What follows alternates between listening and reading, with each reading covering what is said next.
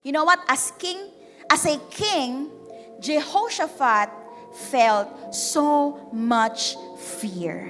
And I want to validate your fear.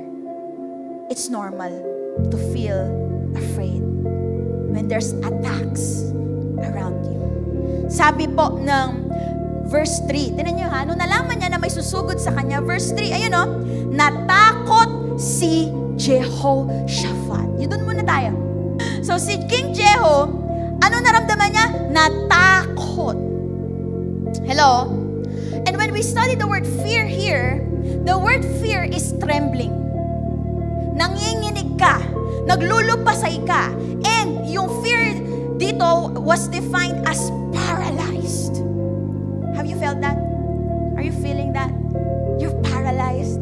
You're trembling because of those problems. You're trembling because of the words that you heard from other people na kumakaaway sa'yo, na hindi naman totoo, na hindi ka naman nila kilala.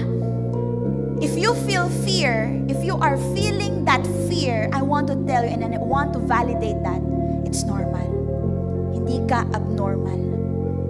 Hindi ka nagkakasala dahil natatakot ka. Tingin na mo yung katabi mo, hindi yan nagkakasala.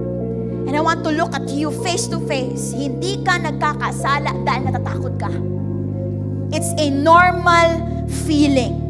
But, listen carefully, your response to that attack and fear will determine if you will sin or